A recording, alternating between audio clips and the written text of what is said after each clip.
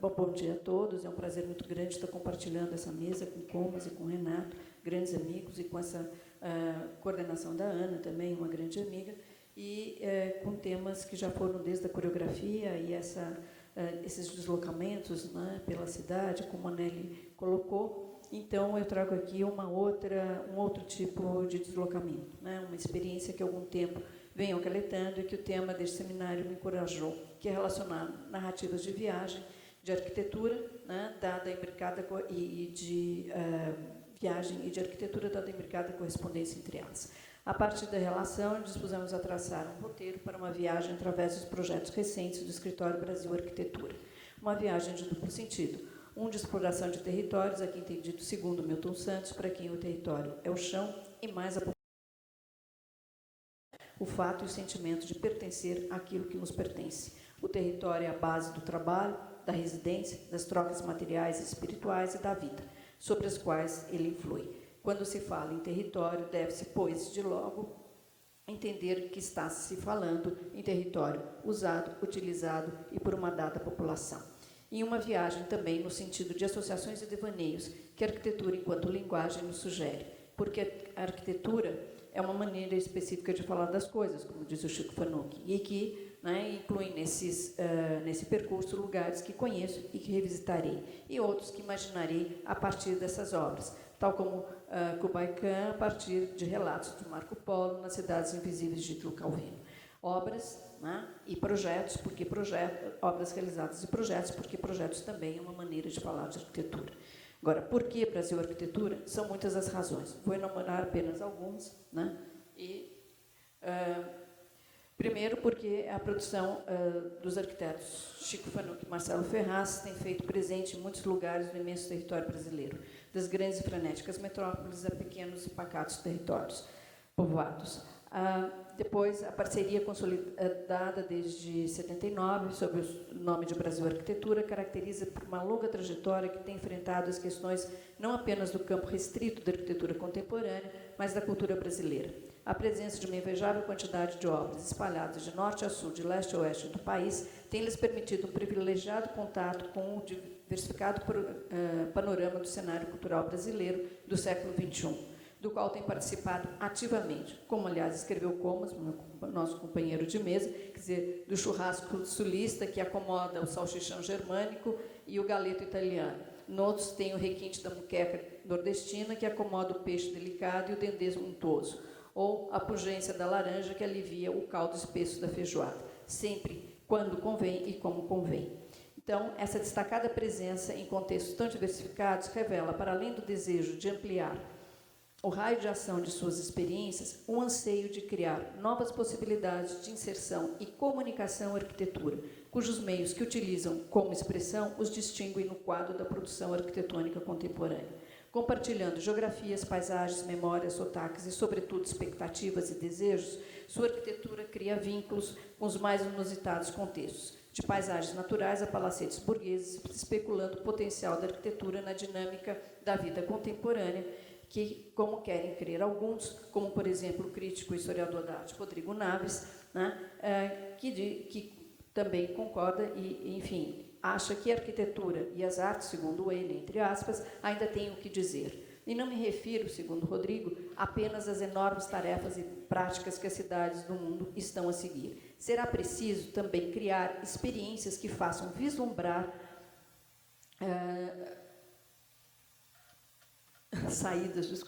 que façam vislumbrar saídas além daquelas que só pertencem ao capital. O que nos falta, sobretudo, são diferenciações que retirem do sistema globalizado algo de sua plenitude e plasticidade. E eu acho que está aí a contribuição do Brasil Arquitetura. Portanto, é um trabalho que se inicia com complexidade e simplicidade, que se permite o erro e que se define no confronto entre a realidade e a circunstância, e, acima de tudo, uma relação de vida, como, né, coloca o César Ibrandi, que o espaço da arquitetura não é um lugar geométrico, não é uma projeção ideal do pensamento do homem, mas precisamente aquilo que é, em primeiro lugar, na banalidade cotidiana, não é representar o recipiente do nosso estar no mundo, mas o nosso próprio estar no mundo, indistinguível e indivisível. Ao mesmo tempo que esses arquitetos desconsideram repertórios pré-estabelecidos, seus projetos vinculam-se criticamente ao conhecimento anterior, como assume o próprio Ferraz. Buscamos em Lúcio Costa o que ele filtrou e depurou da arquitetura da Brasil Colônia, e em Lina sua capacidade de atuar em múltiplas disciplinas, sem se submeter no tempo linear, histórico e nem às limitações geográficas. Se é possível identificar na sua arquitetura uma saudável herança da linha LLL, Lúcio, Lina e Lelé, são reconhecíveis também as referências aos trabalhos de Cisa, Rossi, Venturi e ainda, como identificou a Cecília Rodrigues dos Santos, a arquitetura do Oriente, da Antiga, parece-nos um dado não menos importante, e que esses sim sejam dos aspectos que esses arquitetos sejam talvez seus únicos discípulos. Lina sabia usar o seu acesso a certos círculos sociais e políticos a favor da cultura e da arte. Assim foi com o MASP e também com o Museu de Arte Popular da Bahia. Como ela mesma escreveu, consegui do governo do Estado a desapropriação do solar do Inhão e a verba necessária à restauração. E 8 meses depois, em março de 53, o conjunto estava praticamente pronto, né? Então, experiências como essa, de se criar oportunidades às artes em geral e a arquitetura em particular, permeiam a trajetória de Fanuc Ferraz. A ação sobre os vários territórios também eu acho que é um dado que merece ser destacado. Já cortei alguns tantos, não obstante, a atual circulação de profissionais, incluindo os arquitetos, cujas obras se espalham pelos 4 cantos do planeta, seja característica do modo de trabalho neste início de milênio, esses deslocamentos implicam em atitudes diferenciadas, muitas vezes de sentido inverso. Enquanto alguns prezam por marcar os territórios com projetos de grande impacto, de traços facilmente identificáveis, Brasil Arquitetura busca assimilar os territórios, incorporando em sua linguagem valores coletivos que lhes possibilitam uma renovação constante na tentativa de sintetizar o empenho cultural presente. Décimo aspecto que eu passo para as obras, então, da minha justificação é que seria necessário, pois apenas um desses anteriores, eu acho que nem precisaria essa, por isso que eu cortei alguns tantos, mas que de qualquer forma é interessante comentar, é a possibilidade de acompanhar uma produção contemporânea em contextos tão variados, oferecendo-nos um panorama atualizado da participação da arquitetura na construção do território. É uma especial oportunidade de conferir alguns dos desafios que a sociedade atual nos coloca, os quais nos instigaram ao roteiro que vamos agora percorrer, né? Porque de uma cidade, como coloca o Calvino, não aproveitamos apenas as suas 7 ou 77 maravilhas, mas a resposta que dão às nossas perguntas. Então, né, o que nós escolhemos, né, são os estados que vamos percorrer. As obras estão no Amazonas, Goiás, Bahia, São Paulo, Paraná e Rio Grande do Sul. A escolha se deu por questões que essas obras lançam no campo da arquitetura contemporânea, seja de tecnologia, preservação ou mesmo de invenção. E também a curiosidade de explorar, né, a partir dessas obras, algo da diversidade da cultura brasileira deste século. Uma rica oportunidade de se pensar sobre as suas origens, trocas, permanências, sincretismos, hibridismos e simbioses. Então, esse é o optamos por começar por São Gabriel da Cachoeira, que sequer o Google consegue identificar a malha urbana, apenas a floresta, porque não consegue, né? Eu acho que a foto não chegou com essa precisão. Enfim,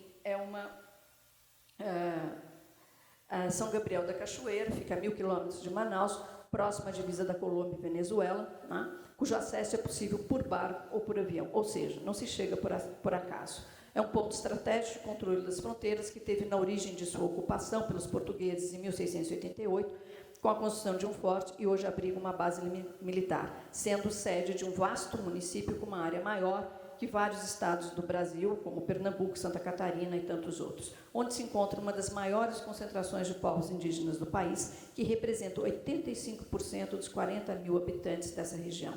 Talvez seja o único município brasileiro onde, além do português, são considerados línguas oficiais 3 idiomas indígenas, Nengatu, Tucano e Baniol.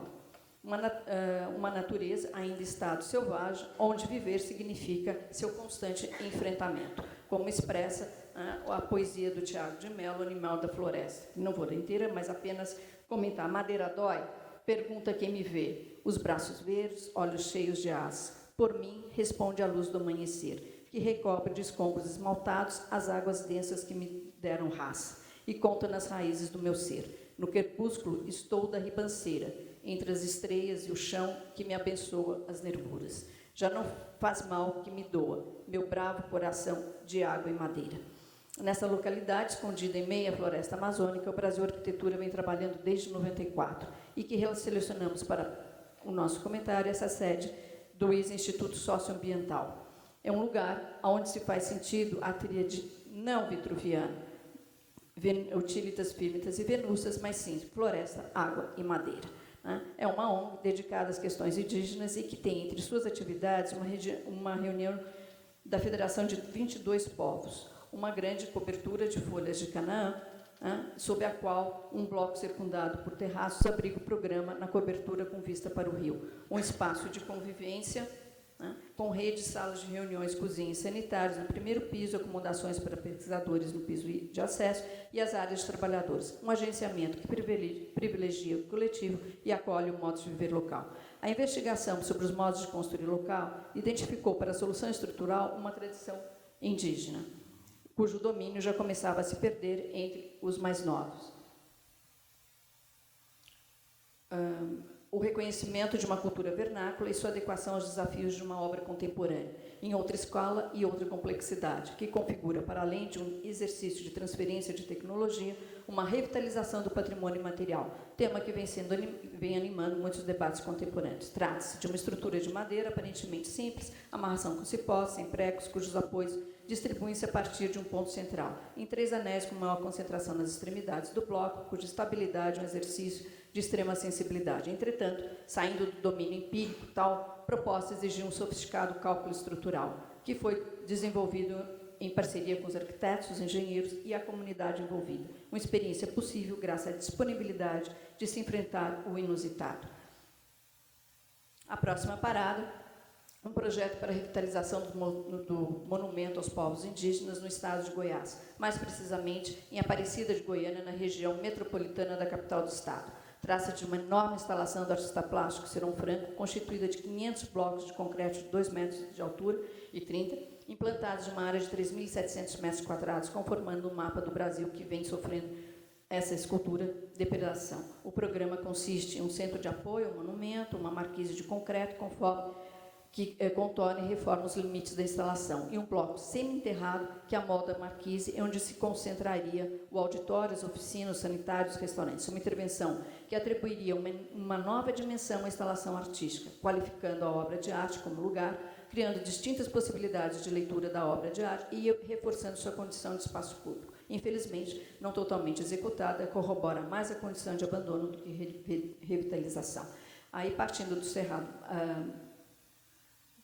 Baiano, Cerrado Goiano, desculpa, seguimos para Caatinga Baiana.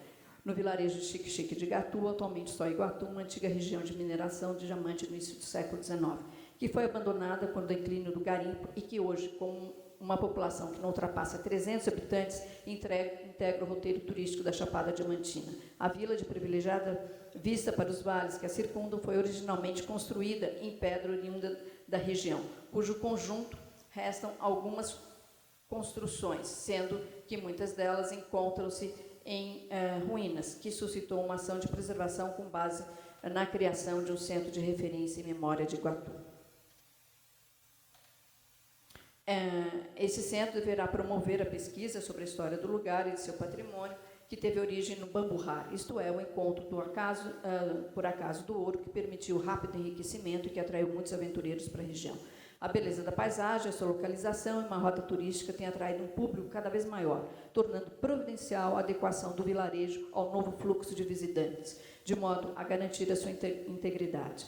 Então, enfim, a intervenção, nem vou explicar esse belvedere, uma intervenção singela, mas que se relaciona com os diferentes, cujo o projeto se relaciona com os diferentes camadas históricas e suas respectivas pedras, evidenciando didaticamente o que são as pedras naturais e as pedras construídas, concreto, assim como a educação pela pedra de João Cabral de Melo Neto, que, embora citado em todos os dias desse evento, não tem como eliminá-la do meu texto, mas então vou apenas me concentrar na outra educação pela pedra, no sertão, de dentro para fora e pré-didática. No sertão, a pedra não sabe lecionar, e se lecionasse, não ensinaria nada. Lá não se aprende a pedra, lá a pedra, uma pedra de renascença, entra em alma.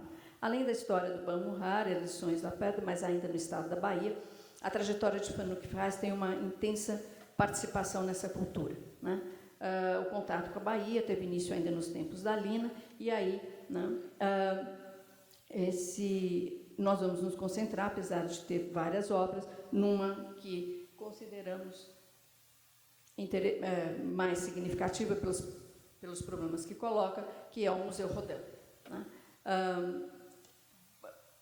Primeiramente, por tratar-se por que são as questões interessantes, na verdade, trata-se, né, de um patrimônio histórico diferenciado no contexto baiano e também brasileiro.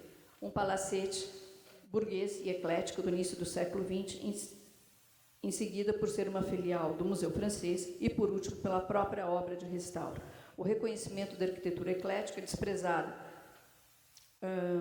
por décadas, que só recentemente tem sido reconhecida como digna de algum valor, especialmente em código, especialmente um cenário rico de contribuições barrocas fora do circuito característico do mito da baianidade.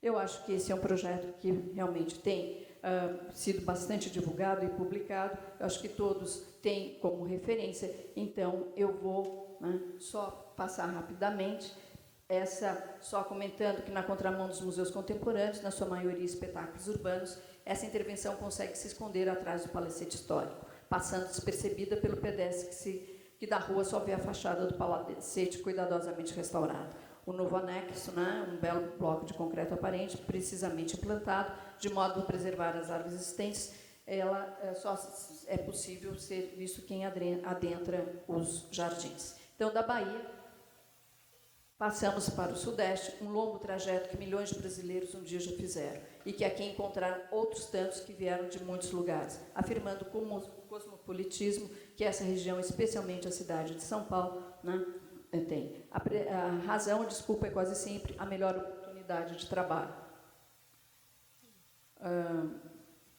que nos levou a nos eleger, entre as dezenas de projetos de Fanuque Ferraz em terras paulistas, o Museu do Trabalho e do Trabalhador, a ser implantado no centro de São Bernardo do Campo. Esse museu, para além da contribuição natural do espaço cultural em São Bernardo, mais do que legítimo, poderá inserir essa cidade no circuito cultural metropolitano, um efeito análogo ao fenômeno do Museu de Niemeyer para Niterói.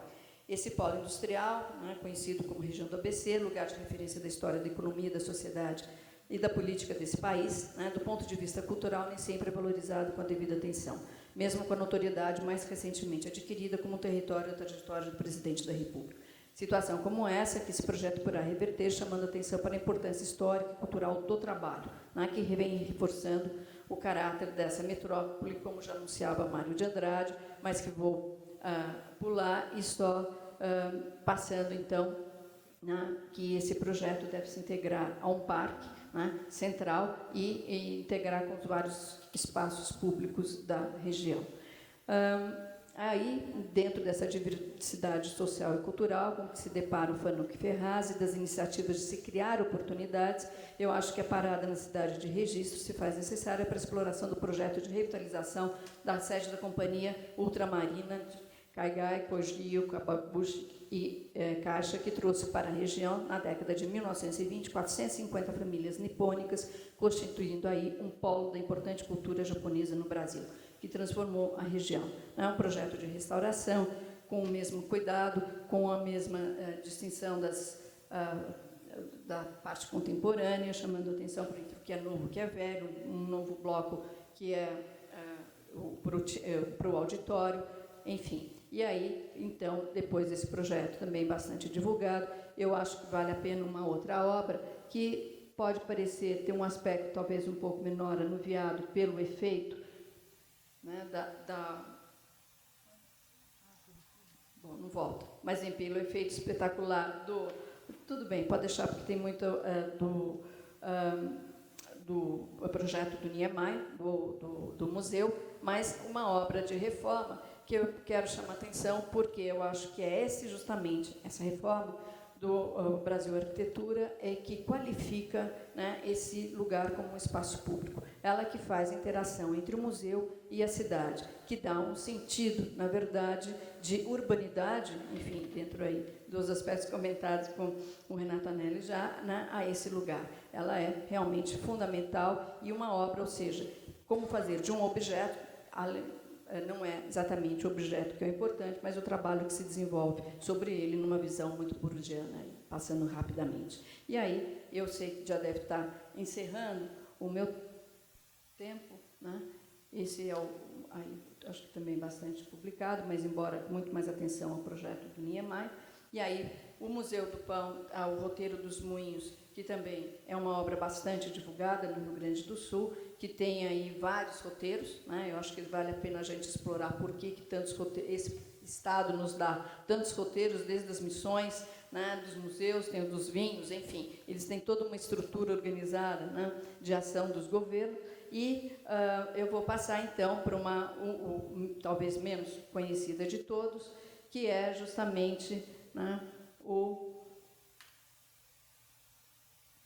e já estou aí, né, que é também o último projeto do nosso roteiro, que é o Centro de Interpretação dos Pampas, em Jaguarão, ainda um projeto na fronteira com o Uruguai, em meio a uma paisagem de campos ou pampa, que em Tupi-Guarani significa região plana, com predomínio da vegetação campestre que levou à ocupação baseada no plantio e na criação. Uma área de conflito entre as coroas portuguesas e espanholas, com forte presença da imigração alemã do século XIX, cujas diferenças de língua, relações sociais, modos de vida e crenças dos brasileiros do Sul alimentaram alguns dos romances de Érico Veríssimo, através, né, do cotidiano de Rodrigo Cambará, um dos seus personagens. Veríssimo revela aspectos do povo, da cultura e da vida do interior do Rio Grande do Sul no meados do século XIX. A sua linguagem, enfim, na pronúncia, na entonação, no emprego de certos vocábulos, ele comentando a chegada de que o interior da província usava ou pouco desconhecia de todo, né? Quer dizer, esse